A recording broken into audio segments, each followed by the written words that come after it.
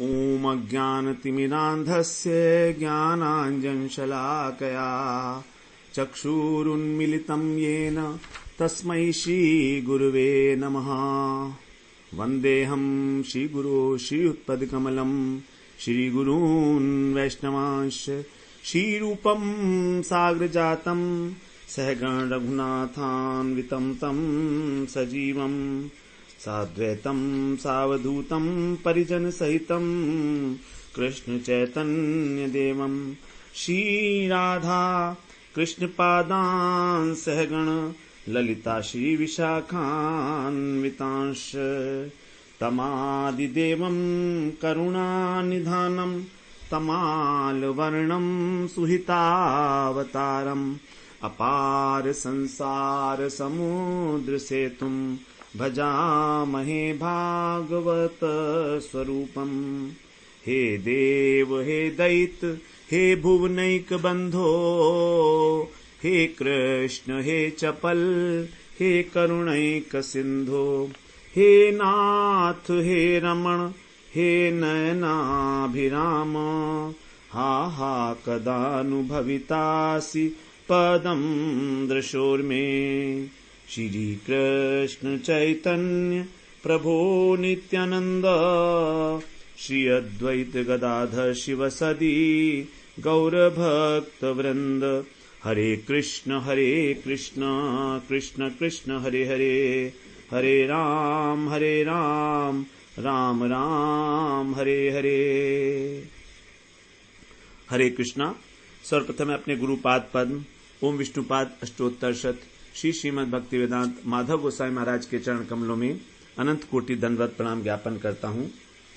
हम लोग श्रीमद् भागवत पुराण में तृतीय स्कंध में कर्दम उपाख्यान श्रवण कर रहे हैं, जिसमें कर्दम ऋषि 23वां अध्याय में कर्दम और देवहूति जी का विहार का वर्णन किया गया है कि किस प्रकार से जब देवहूति जी अत्यंत प्रीति के साथ निष्कपट भाव से अपने पति की सेवा करने लगी बहुत समय तक, तब उनका सारा शरीर जो है बिल्कुल दुर्बल हो गया, क्षीण हो गया एकदम।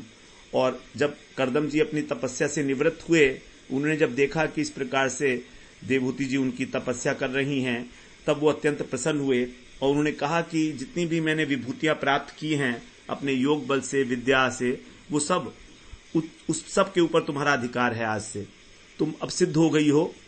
तो ये बात सुनकर देवहूति जी प्रसन्न हुई, क्योंकि इससे बढ़कर और क्या बात हो सकती है एक पत्नी के लिए कि उसका पति उस पर इस प्रकार प्रसन्न हो, और वो भी कर्दम जी जैसा पति है।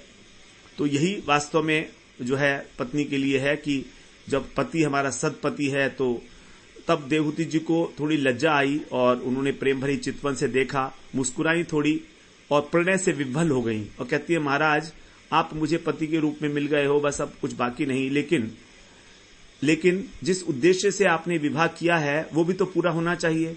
आपने कहा था कि मैं संतान उत्पत्ति जो है करना चाहता हूं, संतान के लिए किया था आपने। तो कर्दम जी पत्नी का आशय समझ गए कि क्या चाहती हैं ये। अब पेड़ के नीचे बैठ के तो गृहस्थ धर्म का पालन हो नहीं सकता, संतान उत्पत्ति हो नहीं सकती है।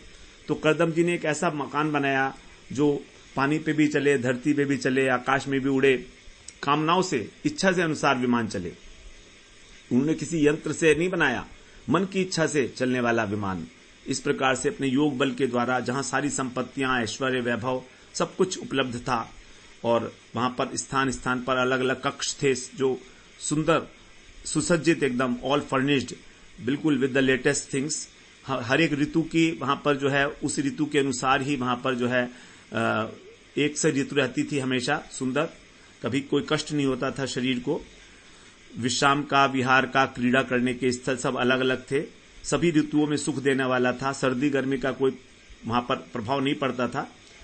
तो इस प्रकार से जब देखा तो देवहूति जी खुश नहीं हुई बहुत, लेकिन क्योंकि कर्दम जी उनकी बात समझ गए कि भाई कुछ कमी है, वो समझ गए कि क्योंकि देवहूति जी के स्वयं अपना शरीर ही इस योग्य नहीं है कि वो किसी प्रकार से सुख भोग सके संसार के। तो उन्होंने फिर वहां पर शुक्ल तीर्थ जो है उसमें कहा कि आप इसमें बिंदु सरोवर में स्नान करो, यह भगवान के द्वारा बनाया गया तीर्थ है। और फिर उसमें से उन्होंने वहां प्रवेश किया। अब हम 23वें श्लोक 24-25वें श्लोक एक साथ पढ़ेंगे। यहाँ पर सा तद भर्तु समादाय वचः कुवलये क्षणाम् सरजम बिभ्रति वासो वेणीभूतांस मूर्धन्यान् अंगंच मलपंकेन संच्छन्नं शबलस्तनम् आविवेश सरस्वत्या सर शिव जलाशयम्। सा कुवलय इक्षणा, कुवलय कहते हैं कमल को, तो जो कमल की तरह से नेत्रों वाली देवहूति जी थी वे तत्भर्तु वचः अपने पति के वचनों को समादाय आदर करते हुए स्वीकार करते हुए उन्होंने, और सरजम वासः च वेणुभूतान, जो उनके मैले से वस्त्र थे और उनके जो केश थे वो जटा रूप बन गए थे, ऐसी देवकी जी ने वहां पंक मलेन, और उनका जो शरीर था वो मैल के कीचड़ से जो है संच्छन्नम ढका हुआ था, शरीर के ऊपर बिल्कुल मैल जम गया था, और स्तनम शबल, और स्तन उनके कांतिहीन हो गए थे बिल्कुल। सरस्वत्या, सरस्वती के जो पावन जल था वो शिव जलाशयम, उसमें प्रवेश किया। 26वें श्लोक में बोलते हैं शांत है सरसी वै, शांत है सरसी वै वेशमस्था शतानी दश कन्यका सर्वा किशोर वयसो ददर्शोत्पल गंधय। जल में डुबकी लगाते ही स अंतः सरसी, सरसी माने सरोवर के भीतर जाने पर वहां पर क्या हुआ कि बड़ा विस्मय हुआ। उन्होंने देखा कि सरोवर के जल के भीतर वेशमस्था जो रहने वाली हैं एक भवन के अंदर, शतानी 10 कन्यका, 1000 कन्याएं हैं वहां पर। ददर्श माने उनको देखा उन्होंने, और सर्वा सबकी सब वो किशोर अवस्था वाली हैं और उत्पल गंध है, उनके शरीर से कमल की गंध आ रही है। इस प्रकार उन्होंने 1000 किशोरियों को वहां पर एक भवन के अंदर बैठे हुए देखा। अब 27वें श्लोक में बोलते हैं ताम दृष्ट्वा सहसोत्थाय प्रोचु प्रांजलः स्त्रियः, ताम दृष्ट्वा सहसा उत्थाय प्रोचु प्रांज, वयम एक ही है इसके अंदर बस ना, हाँ एक ही शब्द है, एक ही लाइन है। ताम दृष्ट्वा सहसोत्थाय प्रोचु प्रांजलः स्त्रियः, ताम माने उनको, देवहूति जी को देखकर वे स्त्रियां सहसा उत्थाय उठकर खड़ी हो गई और प्रांजलः प्रोचु हाथ जोड़कर बोलने लगी। बोलती हैं वयम कर्म करिस्तुभ्यम शाधिन करवाम किम, कि हम सब आपकी सेविकाएं हैं और नौ शाधी, नौ माने हमको आप जो है आदेश दीजिए, आज्ञा दीजिए, तुभ्यम किम करवाम, आपकी क्या सेवा करें। इस प्रकार से जो है सभी दासियों ने, सभी वहां जो वो 1000 स्त्रियां थी, उन्होंने ऐसा कहा, कन्याएं। अब आगे कह रहे हैं स्नानेन ताम महारिणेन स्नापयित्वा मनस्विनीं दुकूले निर्मले नूत्ने ददुरस्यै च मानदाः भूषणानि पराध्यानि वरीयांसि दुमन्ति च अन्नं सर्वगुणोपेतं पानं चैवामृतं मृतासवम्। एक साथ ही पढ़ लिए ये 28-29वें श्लोक। कहते हैं मानदा, उनको बहुत मान देती हुई, सम्मान देती हुई वे, और ताम माने उनको, महाअर्हिणा बहुमूल्य जो है तेल इत्यादि लगा के, और स्नानेन स्नापयित्वा स्नान करा के उनको, और फिर निर्मले नूतने नवीन नवीन जो है उनको तूकुले वस्त्र दिए। उन रमणियों ने, उन मनस्विनी जो थी देवहूति जी, उनको मनस्विनी देवहूति जी को स्नान योग्य तेल इत्यादि अर्पण किया, मालिश की, उनकी स्नान कराया और निर्मल वस्त्र दिए, उनको उत्तरीय प्रदान किए। उसके बाद फिर बहुत सारे मूल्य वाले, बहुमूल्य, वरीयांसी उत्तम और जगमगाते हुए द्युमंती आभूषणानी आभूषण उनको दिए, श्रृंगार किया उनका, और सर्वगुण पेतम और सभी गुणों से युक्त जो भोजन था, अन्नम अमृत के समान, अमृत आसवम अमृत के समान जो है भोजन था उसको, और साथ में पानम पीने के लिए जल इत्यादि भी दिया।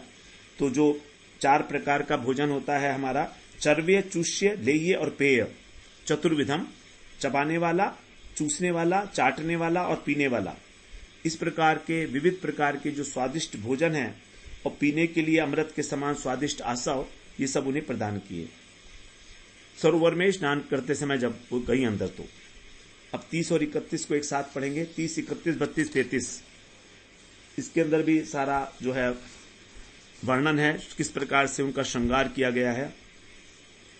अथादर्शे स्वमात्मानं श्रीगविणं बर्जाम्बरं विरजं कृतस् वसत्यर्णं ययनं कन्याभिर्बहुमानितं स्नातं कृत शिरस्नानं सर्वाभरणभूषितं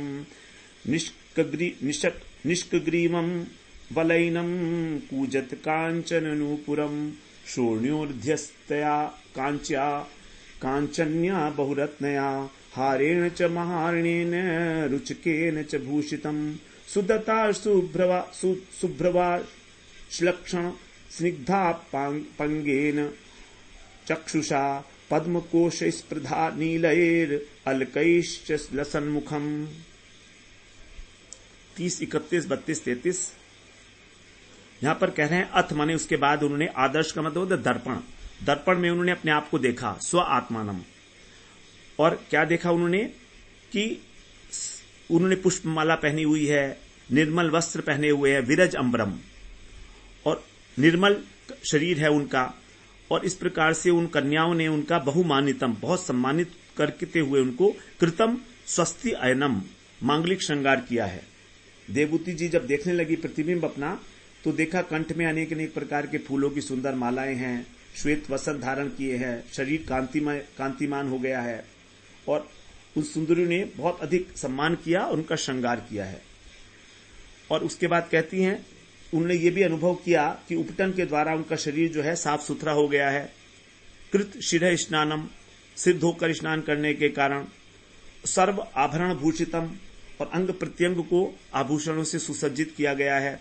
निशक्त ग्रीवम, और गले के अंदर उनके जो है हार है, और वलई नाम, हाथों के अंदर उन्होंने जो है कंगन पहना रखे हैं, और कूजत कांचन नूपुरम, और पैरों में रुझुन करते हुए सोने के नूपुर हैं, झंकार कर रहे हैं।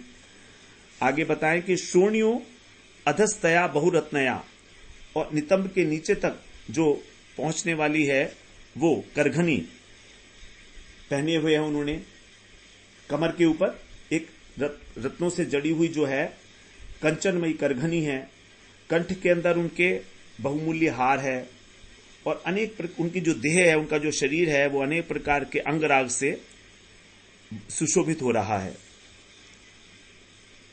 आगे उन्होंने देखा कि जो उनका मुख है वे तो उनका जो है शुद्धता, उनकी दंतावली बड़ी सुंदर हो रही है, दंत पंक्ति, और सुभ्रुवा, उनके भौएं जो हैं वो बहुत सुंदर हैं, मनोहर हैं, और स्निग्ध अपांगेण, और वो प्रेम पूर्वक जो कटाक्ष कर रही हैं, ऐसे नेत्र हैं उनके।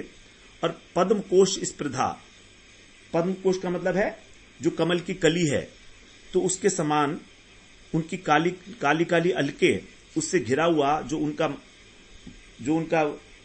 वो है मुखमंडल है, वो लसन माने सुशोभित हो रहा है। इस प्रकार से देवभूति जी ने अपने ही सौंदर्य को निहारा दर्पण के अंदर, इसका वर्णन कर रहे हैं।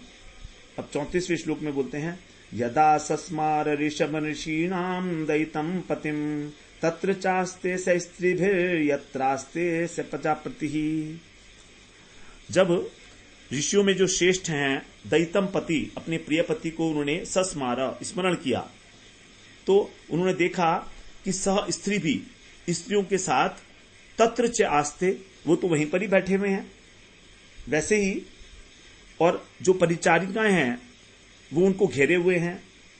स्वयं को उन्होंने देखा कि परिचारिकाएं जो हैं मेरी वो घेरे हुए हैं, जहां पर प्रजापति कर्दम उपस्थित हैं वहीं पर ही।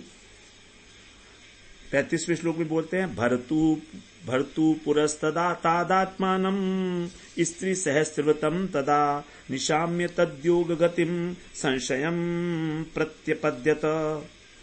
भर्तु पुरस्तात्, पति के सामने स्त्री सहस्रवृतम, 1000 स्त्रियों से घिरी हुई, आत्मानम निशाम्य, अपने को देखकर वे, और तदा तद योग गतिम, उस समय उनकी योग शक्ति के विषय में, पति की योग शक्ति के विषय में देखकर उनका जो चित्त था वो विस्मय से भर गया कि देखो तो मेरे पति का कितना योग सामर्थ्य है, कि किस प्रकार से इनके योग सामर्थ्य से ही ये सारा कुछ हुआ है और मैं इतनी सुंदर लग रही हूं और मेरी इतनी दासियां हो गई हैं। 36 और 37वां श्लोक एक साथ पढ़ते हैं।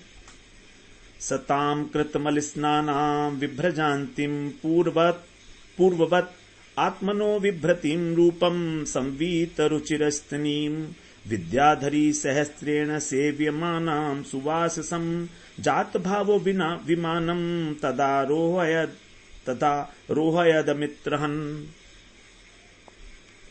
सौ माने कर्दम जी, ताम माने उन, उसको कर्दम जी ने उसको क्या किया, कैसे देखा, कृतमल स्नानम, कि स्नान करके वो अत्यंत जो है निर्मल हो गई हैं देवहूति जी और अत्यंत सुशोभित हो रही हैं। विभ्रजान्तिम, और जो संवीत रुचि, उनका जो विवाह के पूर्व उनका जो ऐसा सौंदर्य था वैसा ही सौंदर्य जो है दोबारा से प्रस्फुटित हो गया है। आत्मन है अपूर्ववत, और सुंदर वस्त्रों से आवृत होकर संवीत रुचिर स्तनीम, उनके जो मनोहर स्थल युगन हैं वो सुशोभित हो रहे हैं और अत्यंत उत्तम वस्त्र पहने हुए हैं उन्होंने। इस प्रकार से हजारों विद्याधरी सहस्त्रेण, विद्याधरी जो हैं उनके द्वारा वो सेव्यमाना, सेवित हो रही हैं, सेवा में नियुक्त हैं। देवहूति जी को जब देखा इस प्रकार से उत्तम वस्त्र पहने हुए तो जात भाव, मतलब प्रेम पूर्वक उनको तत् विमानम आरोहयत, उनको मुनिवर ने और विमान पर चढ़ा लिया, विमान पर उनको चढ़ाया। अमित्रहन, अमित्रहन का मतलब है शत्रु का हनन करने वाले, जो मित्र नहीं है उसको बोला अमित्र। तो हे विदुर जी, इस प्रकार से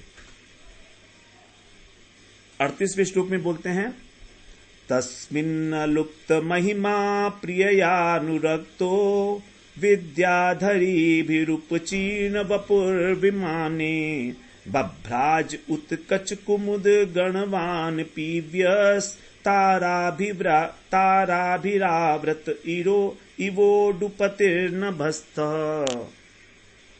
उस समय जो मुनिवर कर्दम थे वे तस्मिन माने उस विमान में और प्रिया अनुरक्त, अपनी प्रिया में देवहूति जी में अनुरक्त होने पर भी,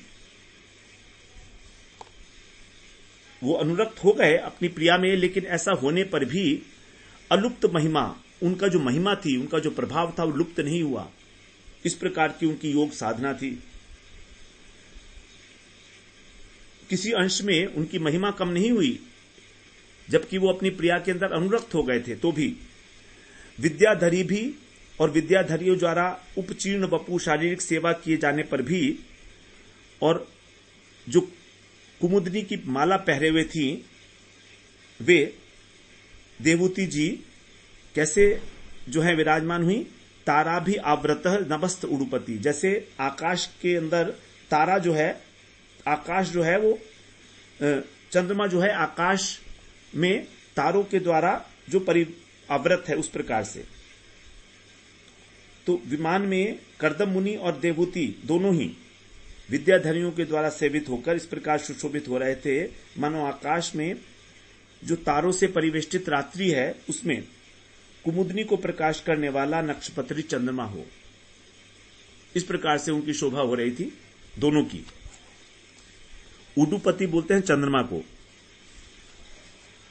तेनाष्टलोकप विहार कुलाचलेन्द्र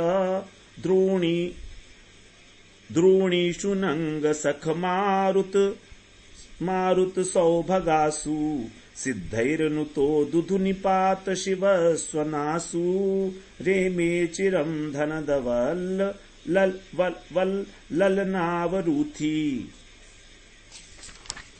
उसके बाद तेन, उस विमान के जो है धनदवत, धनद कहते हैं कुबेर को, तो कुबेर के समान चिरम लोकप विहार है, बहुत समय तक वो लोग लोकप जो लोकपाल है उनकी विहार भूमि में, और सुमेंद्रु की घाटियों में अष्टद्रोणीषु 8 घाटी हैं सुमेरु पर्वत की, उन घाटियों के अंदर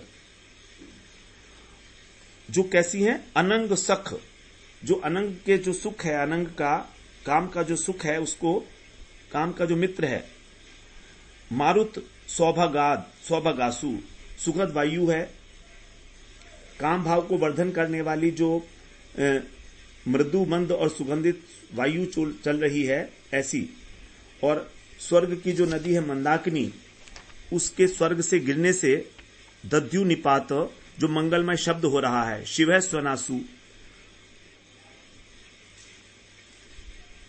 तो जिस प्रकार से जो है कुबेर के जो सिद्ध जन, इस प्रकार से वहां पर वो मंगलमय ध्वनि जो है वो सिद्धों के द्वारा जो है प्रणमित होते हैं, ऐसे ललना विरुथी जो विद्याधनियों के द्वारा, ललनाओं के द्वारा सुसेवित हैं, रेमे देवूति के साथ उन्होंने विहार किया। जैसे कि धनपति कुबेर की स्तुति करते हैं जो सिद्ध लोग होते हैं, वे सिद्ध जनों के द्वारा जैसे स्तुति की जाती है, वैसे ही सारी जो ललनाएं थी उनकी स्तुति कर रही थी, जितनी भी स्त्रियां थी, इस प्रकार से उन्होंने विहार किया देवहूति जी के साथ। ये पूरा विहार का वर्णन है। अब आगे कह रहे हैं, वैशंभ के सुरसने नंदने पुष्प भद्र के मानसे चैत्र रथ्ये च सरे में रामया रतः। कदम ऋषि ने विमान पे चढ़कर और अनुरक्त होकर अपनी प्रिया में रामया रतः, उन्होंने अनेक प्रकार के स्थानों पर जो है वो विहार किया। सबसे पहले बता रहे हैं वैशंभ के, ये कुबेर का उद्यान है वैशंभक। उसके बाद सुरसने, सुरसन नाम का ये उद्यान है वरुण का। उसके बाद नंदन वन में जो इंद्र का उद्यान है। उसके बाद पुष्प भद्रक, ये जो धर्मराज हैं उनका उद्यान है। और चैत्र रथ, ये गंधर्वों का उद्यान है। और मानसरोवर, मानसे माने मानसरोवर में विहार किया। सबके जो उद्यान है उनके नाम अलग अलग हैं, वैशंभक, सुरसन, नंदन, पुष्पभद्रक और चैत्र रथ। आगे कह रहे हैं 41वें श्लोक में, भ्राजिश्रुना विमानेन कामगेन महीयसा वैमानिका नत्यशेत चरण लोकान यथा नीलः। जो श्रेष्ठ कांतिमान विमान था, कामगेन है जो इच्छानुसार चलने वाला, अत्यंत दैदीप्यमान और श्रेष्ठ गति से युक्त विमान में बैठकर उन्होंने वायु के समान जो है सभी लोकों के अंदर विचरण किया, लोकांचरण। और इस प्रकार से वो कर्दम मुनि जो थे, जो विमान विहारी सिद्ध जन हैं, देवता हैं, उनके लोकों से भी, उनके स्थान से भी अत्यशेत आगे बढ़ गए। तो जो कोई दुनिया में किसी के पास ऐसा कोई विमान नहीं था जो कर्दम जी के विमान की बराबरी कर सके, यही कहने का मतलब है। जो बड़े बड़े देवता हैं उनके पास भी इतने बड़े विमान नहीं हैं। कर्दम जी का जो ये वैभव है वो यहां पर बता रहे हैं कि देवताओं से भी आगे बढ़कर है। विमान वैमानिकान अत्यशेत, उनसे भी बढ़कर हैं कर्दम जी के जो विमान है वो। किम दुरापादनम तेषाम पुंसाम उद्दाम चेतसाम यैराश्रितस्तीर्थ पदश्चरणो व्यसनात्ययः। और ठीक भी है, कह रहे हैं ठीक भी है ये प्रभाव, क्योंकि कर्दम जी का इस प्रकार का जो वैभव है ये कोई आश्चर्य नहीं है। इसमें उनके लिए कोई दुष्प्राप्य वस्तु नहीं है। किम दुरापादनम, क्या दुष्प्राप्य है? क्योंकि उन्होंने जो क्लेशहारी भवहारी भगवान है, तीर्थ पद हैं, उनका आश्रय लिया हुआ है, चरणाश्रित। तो ऐसे जो उद्दाम चेतसाम, जो धीर चित्त वाले पुरुष हैं, उनके लिए क्या दुष्प्राप्य है? ये कोई बहुत विस्मय की बात नहीं है कि कर्दम जी के पास इस प्रकार का विमान था, क्योंकि देवता लोग भगवान के पूर्ण शरणागत नहीं होते हैं वो किसी भी प्रकार से, लेकिन कर्दम ऋषि पूर्ण शरणागत हैं, इसलिए उनके लिए कोई विशेष बात नहीं है ये। 43 श्लोक में बोलते हैं, प्रेक्षयित्वा भुवो गोलम पत्न्यै यावान स्वसंस्थया बहुआश्चर्य महायोगी स्वाश्रमाय निवर्तत। जो भूमंडल है उसके ऊपर जितना विस्तार है इसका और अनेक अनेक आश्चर्यों से भरा हुआ है, वो सब पत्न्यै प्रेक्षयित्वा, पत्नी को दिखलाकर महायोगी जो कर्दम है, वे महायोगी कर्दम जी स्व आश्रमाय निवर्तत, अपने आश्रम में लौट आए। सब कुछ दिखाया वहां पर और वापस लौट आए। अब आगे कह रहे हैं 44 श्लोक में, विभज्य नवधात्मानं मानवीं सुरतोत्सुकाम रामाम निर्मयन रेमे वर्ष पूगान मुहूर्तवत। उसके बाद तदनंतर उसके बाद जो है ऋषिराज जो हैं कर्दम जी, उन्होंने अपने को 9 रूपों में विभक्त किया रमण के लिए। जब देखा उन्होंने कि जो मनु कन्या रमण के लिए अब उत्सुक हो पड़ी हैं, तो उन्होंने अपने को ही 9 भागों में विभक्त किया, नवधा विभज्य। और सहवास के लिए जो उत्सुक है सुरत उस्तुकाम, ऐसी जो पत्नी है मनुपुत्री, उनको रमण कराते हुए वर्ष पूगान, बहुत वर्ष जो हैं मुहूर्तवत, एक मुहूर्त के समान ही व्यतीत हो गए। तो उन्होंने बहुत वर्ष व्यतीत किए रमण करते हुए, लेकिन ऐसा लगा कि केवल एक मुहूर्त ही बीता है। इस प्रकार से जब 45वें श्लोक में बोलते हैं तस्मिन् विमान उत्कृष्टाम शय्याम रति करिम शिता न चाबुदिद्यत्तम कालम पत्यापि पीव्येन संगता। तस्मिन् विमान, उस विमान में उत्कृष्टाम, जो श्रेष्ठ सुख देने वाली और शय्या परिस्थित, अपीच्येन पत्या, जो अत्यंत रूपवान पति हैं उनके, उसके साथ मिलकर तम कालम, उस समय को न च अबुध्यत, देवहूति जी जान नहीं पाई कि कितना समय निकल गया है, क्योंकि वो अपने पति के साथ रमण में विभोर है और पति अति रूपवान है। तो उस शैया पर आनंद भोग करती हुई देवती जी को समय का ध्यान ही नहीं रहा। 46वें श्लोक में बोलते हैं एवं योगानुभावेन दंपत्यो रममाणयो शतम व्यतीयु शरदः कामलालसयोर्मनाक। इस प्रकार योग अनुभावेन, अपने योग के प्रभाव से रमण करते हुए, रममाणयो दंपत्यो, उस दंपत्ति को, काम लालसयो, काम की लालसा से, काम की मुग्धता के कारण, मनाक, बहुत थोड़े क्षण के समान ही, शतम शरद व्यतीयु, 100 वर्ष बीत गए। तो 100 वर्ष का जो समय था इस प्रकार विहार करते हुए कर्दम जी को बीत गया। यहां पर जो 100 वर्ष हैं दिव्य 100 वर्ष हैं, ये देवताओं के 100 वर्ष, हमारे 100 वर्ष नहीं है, ये देवताओं के 100 वर्ष। और देवताओं का एक वर्ष होता है हमारे 360 वर्ष के बराबर। 47वें श्लोक में बोलते हैं तस्यामाधत्तरे तस्नाम भावयन्नात्मनात्मवित् नोधा विधाय रूपम स्वम सर्वसंकल्प विभु। अब जो आत्मज्ञानी है, आत्मवित्, जो आत्मा के स्वरूप को जानने वाले हैं, ऐसे विभु माने सर्व समर्थ और सर्व संकल्पवित्, सभी संकल्पों को भी जानने वाले हैं, ऐसे कश्यप जी ने स्वयं नोधा रूपम, अपने को 9 रूपों में विभक्त करके, और ताम भावयन, देवहूति की भावना करते हुए, तस्याम माने उनमें, रेते आधत्त, वीर्य का आधान किया, अपनी पत्नी को अर्धांगिनी के रूप में स्वीकार करके, पत्नी की भावना करके, और स्वयं को ही उन्होंने 9 भागों में विभक्त करके उनके गर्भ में वीर्य को स्थापित किया आपने। वास्तविकता ये थी कि देवहूति जी, ये दंपति ये जो थे कर्दम जी, ये जान गए थे कि मेरी जो पत्नी है देवहूति, ये कन्याओं को उत्पन्न करना चाहती हैं, 9 कन्याओं को उत्पन्न करना चाहती हैं। इसीलिए उनको कहा कि वो तो सब संकल्प को जानने वाले हैं। तो इसलिए उन्होंने अपने को 9 भागों में विभाजित करके और 9 जो हैं उसमें स्थापित किए गर्भ में अपने वीर्य को। 48वें बोलते हैं श्लोक में अतः सा सुषुवे सद्यो देवहूति स्त्रिय प्रजा सर्वास्ताश्चारु सर्वांग्यो लोहितोत्पल गंधय। इसके बाद, अतः माने इसके बाद, फिर देवहूति जी ने तुरंत ही, सद्यो माने तुरंत ही, 7 कन्याओं को, 9 कन्याओं को जन्म दिया एक साथ।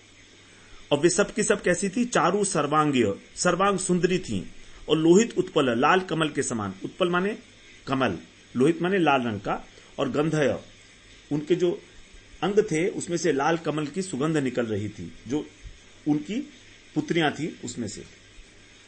49-50 एक साथ श्रवण करेंगे। पतिम सा प्रवृज्यक्षन्तम तदा लक्ष्योषति बहि स्मयमाना विक्लवेन हृदयेन विदूयता लिख्यन्त्यधोमुखी भूमिं पदा नखमणिष्या उवाच ललितां वाचम निरुद्ध्याशुकला शनै।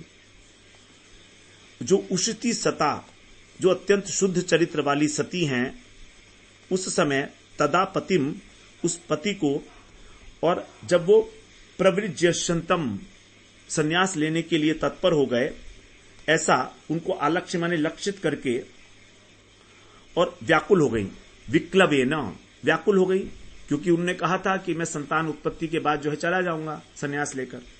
तो ऐसे विदुयता हृदय न, अत्यंत संतप्त हृदय से, लेकिन स्मय माना, ऊपर से मुस्कुराते हुए, कि कहीं पति को कुछ ये ना लगे कि मैं बहुत दुखी हो रही हूं। तो इस प्रकार से ऊपर से मुस्कुराते हुए उन्होंने ऐसे कहा, मणि के समान शोभा वाले जो उनके नख हैं, पदानख, मणिष्या, मणि के समान जो उनके चरण नख है, उसको भूमिम लिखंती, भूमि को कुरेदती हुई, और अधोमुखी, मुख को नीचा करके, शनई अश्रु कल्याम निरुद्ध, धीरे से अपने आंसुओं को रोक कर। देखिए कितनी बिल्कुल कितनी सुंदर वर्णन किया जा रहा है देवहूति जी का, उनकी भावनाओं का, कि किस प्रकार से उनका मुख नीचे है, आंखों में से आंसू निकलने को तैयार हैं, लेकिन वो रोक रही हैं और भूमि को कुरेद रही हैं। ललिताम वाचम उवाच, मधुर वाणी से कहने लगी। बड़े मुश्किल से उन्होंने अपने आंसू को छोड़ा, रोका, क्योंकि अब पति जाने वाले हैं, संन्यास के लिए उद्यत हैं वो। उन्होंने कहा भी था कि मैं चला जाऊंगा।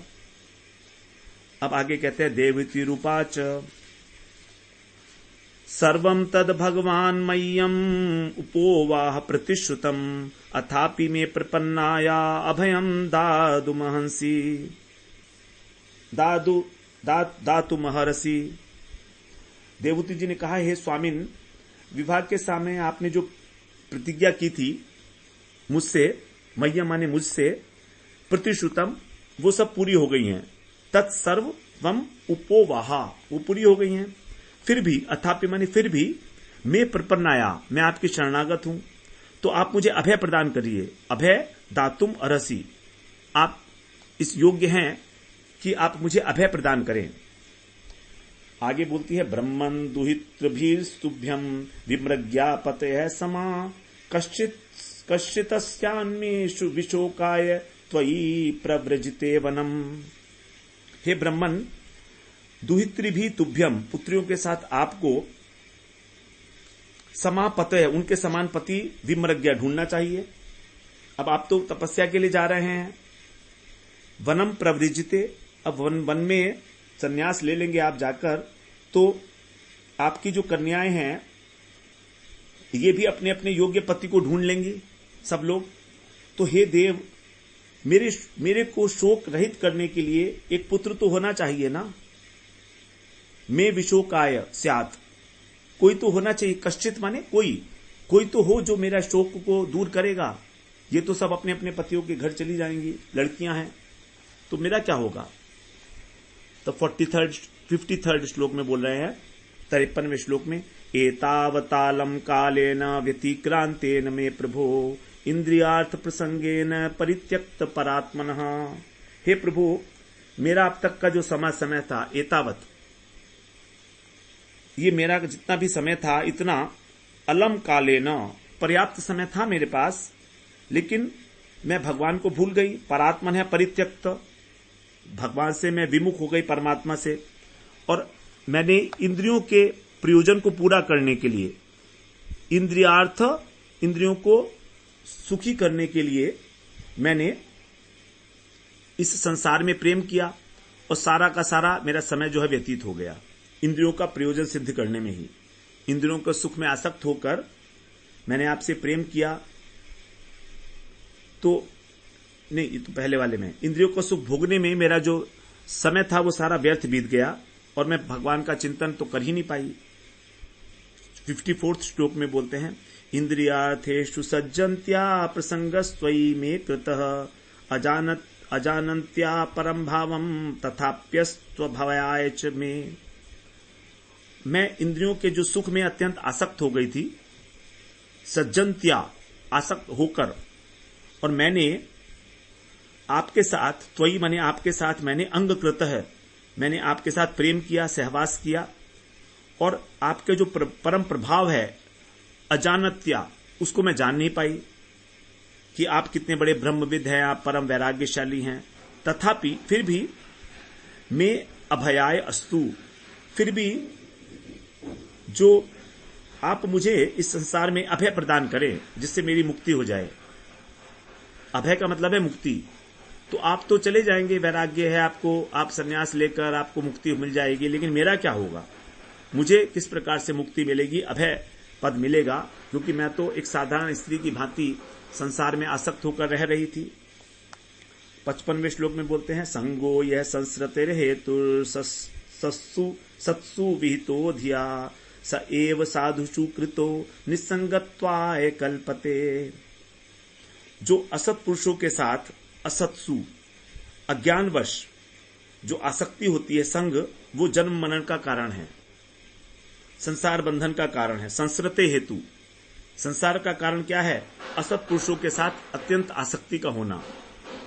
और वही आसक्ति साधुषु कृतः, यही आसक्ति यदि सत्पुरुषों से हो जाए तो निसंगत्वाय कल्पते, अनासक्ति का कारण बन जाती है। ये एक सिद्धांतिक वाक्य है, बड़ी इंपॉर्टेंट बात है।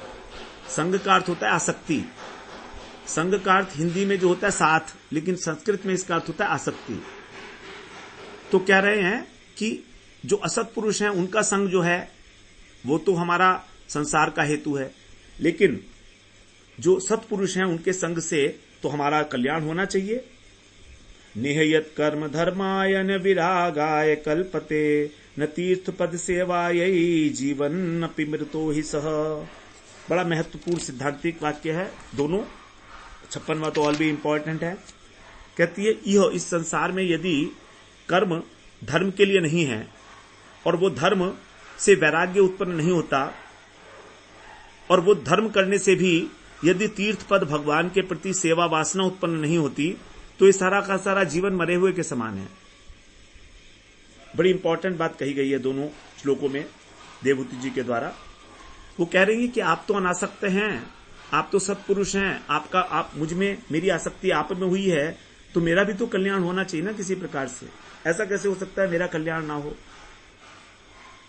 57वें श्लोक में बोलती हैं, साहम भगवतो नूनम वंचिता मायया दृढ़म यत्वाम विमुक्तिदम प्राप्य न मोक्षेय बंधनात्।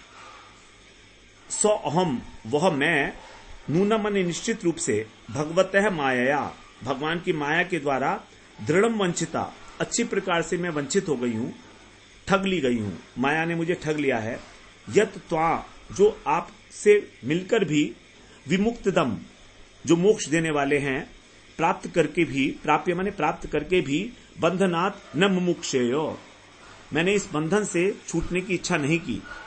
तो मैं कितनी दुर्भागी हूं, मैं माया के द्वारा भगवान की ठग ली गई हूं कि मैंने किसी प्रकार इस संसार बंधन से मुक्ति पाने की कोई चेष्टा नहीं की, जबकि आप मुझे मुक्ति प्रदाता के रूप में प्राप्त हुए थे, लेकिन तो भी भगवान की माया इस प्रकार की है कि मैं मुग्ध हो गई, तो मैं बहुत बुरी तरीके से ठगी गई हूं। दृढ़म वंचिता, अच्छी प्रकार से मेरा वंचना हो गई है कि आप जैसे महापुरुष को, आप जैसे सत्पुरुष को प्राप्त करके भी, और मैं किसी प्रकार से अपने मुक्ति का जो मार्ग है उसको प्रशस्त नहीं कर पाई। तो ये अंतिम श्लोक है यहाँ इस अध्याय का। 23वां अध्याय हमारा यहाँ पूरा होता है 57वें श्लोक में। इस प्रकार से देवहूति जी जो है अपने मन की भावनाओं को व्यक्त कर रही हैं। अब अगले जो हमारा अध्याय है 24वां अध्याय, उसमें कपिल देव जी का जन्म होगा, और फिर जो उनकी कन्याएं हैं, 9 कन्याएं, वो प्रजापतियों के पास जाएंगी, सबकी शादियां हो जाएंगी, और कर्दम जी जो हैं वो अपने घर को छोड़ेंगे, संन्यास ले लेंगे। इस प्रकार से 24वें अध्याय में हमारा जो एक कर्दम उपाख्यान प्रकरण है ये पूरा हो जाएगा। तो दोनों श्लोक जो है हमारे बड़े इंपॉर्टेंट हैं, याद करने लायक हैं, 55वां और 56वां दोनों ही। इस प्रकार से हम लोग फिर अगले सत्र में 24वें अध्याय में प्रवेश करते हैं। वांछा कल्पतरुभ्यश्च कृपा सिन्धुभ्यैव च पतितानां पावनेभ्यो वैष्णवेभ्यो नमो नमः।